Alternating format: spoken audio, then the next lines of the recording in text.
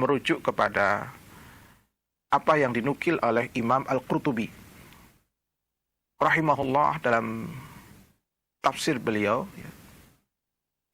yang dikenal dengan tafsir Al-Qurtubi,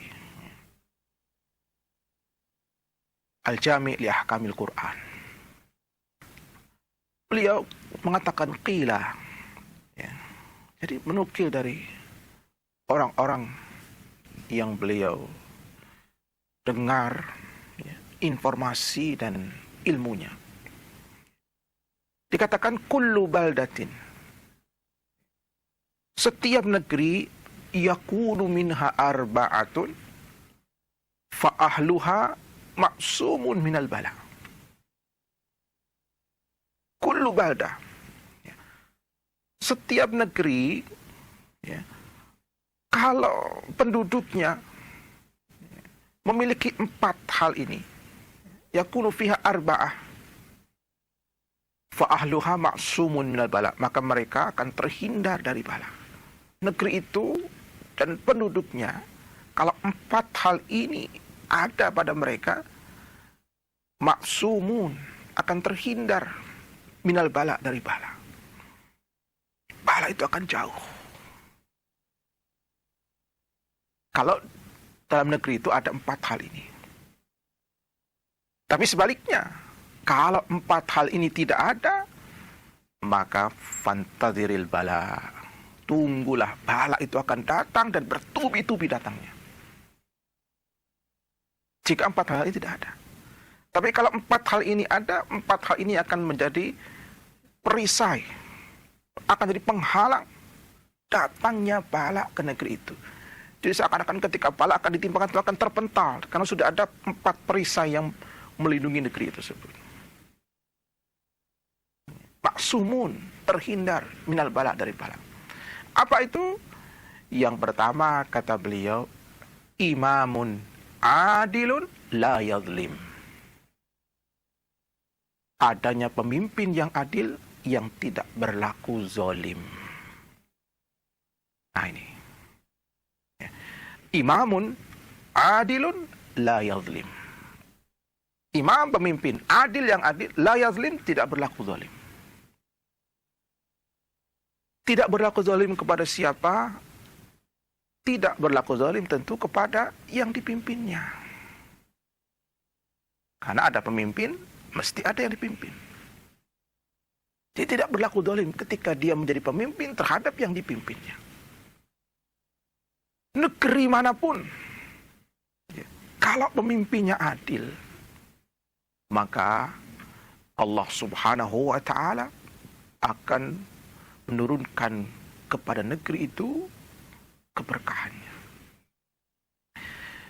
Bi barakati al-imamil adil takunu barakatul balad. Jadi dengan imam yang adil itu membawa keberkahan. Pemimpin yang adil itu akan membawa keberkahan. Keberkahan yang akan dirasakan oleh seluruh warga atau rakyat negeri yang dipimpin oleh pemimpin yang adil itu. Ya, karena hal ini pasti bisa dirasakan oleh semuanya. Kita bicara pemimpin dalam level apapun, pemirsa rahimakumullah. Ya. Anda mau cuplik atau Anda mau ambil sampel pemimpin dalam level apapun, kalau dia adil, pasti yang dipimpin itu akan nyaman, akan baik, akan sejahtera. Katakanlah pemimpin keluarga. Kalau pemimpin keluarga yaitu seorang bapak, dia berlaku adil kepada semuanya, adil kepada istrinya. Andai kata istrinya lebih dari 1, berlaku adil dalam bersikap kepada semua istri-istrinya, tidak ada gejolak. Tapi kalau seorang suami, dia punya istri 2, apalagi 3, apalagi 4, lalu hanya perhatian kepada 1 istri, itu pasti rumah tangganya tidak akan kondusif. Mesti akan ada saja persoalan. Dan yang 1 mungkin nyaman karena diberi lebih, yang 3 merasa tidak nyaman. Itu istri-istrinya, belum anak-anaknya. Seorang bapak pun harus berlaku adil kepada anak-anaknya. Jangan dia memberikan perhatian yang lebih kepada satu anak, yang lain tidak. Ya. Satu anak ini semua kebutuhannya diberi. Dia mau handphone diberi, mau sepeda diberi, kemudian uang jajannya lebih banyak. Ini kan tidak adil. Apa yang terjadi? Mesti akan ribut. Ya. Jadi ini kepemimpinan dalam level yang kecil saja, kalau tidak adil, itu mesti akan menimbulkan kecemburuan. Kecemburuan di kalangan, kalau keluarga tadi anak, ya, dengan sesama kakak atau adiknya, kemudian ketidaknyamanan dengan orang tuanya. Nah itu. Dalam level sebuah perusahaan misalnya, ketika pimpinan perusahaan tidak berlaku adil kepada karyawan-karyawan perusahaan itu pun mesti akan ada gejolak. Padahal semua punya hak yang sama. Misalnya semua bekerja sama levelnya, sama baiknya, tapi ya, karena ini dari keluarganya dia diberi gaji yang lebih besar. Ya. Karena ini dari sama sukunya dia diberi tunjangan yang lebih banyak. Misalnya. Padahal semua kerjanya sama. Ya dia meskipun keluarga ya baik juga, tapi kok mengapa diberi kelebihan? Tidak adil. Ini mesti akan ada gejolak. Ya. Apalagi kalau berlaku semena-mena. Ya. Sudah harus lembur, tidak diberi uang lembur misalnya. Istirahat sedikit waktunya.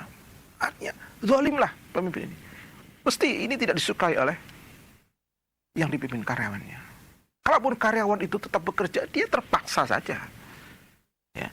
Kalau ada tempat lain yang menjanjikan, dia akan ke tempat itu, akan pindah. Tapi kalau tidak ada alternatif, ya terpaksalah.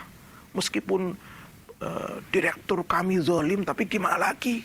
Kami kalau keluar dari perusahaan ini, kami nanti mau memberikan makan apa kepada anak dan istri. Tidak ada bayangan untuk pekerjaan di masa-masa seperti ini misalnya. Akhirnya ya terpaksa. Tapi intinya dia tidak disukai oleh karyawan. Mengapa? Karena tidak berlaku adil. Tapi coba kalau seorang pemimpin perusahaan dia berlaku adil, ya, siapapun tidak pandang bulu, kalau dia terlambat diberi sanksi. Sampai keluarganya kalau terlambat diberi sanksi. Dan sebaliknya, siapapun yang berprestasi dia diberi reward. Sampai orang yang mungkin tidak ada hubungan kekeluargaan tapi dia punya prestasi diberi reward. Ini semua orang akan nyaman, akan senang. Mengapa? Pimpinan kami adil. Ya.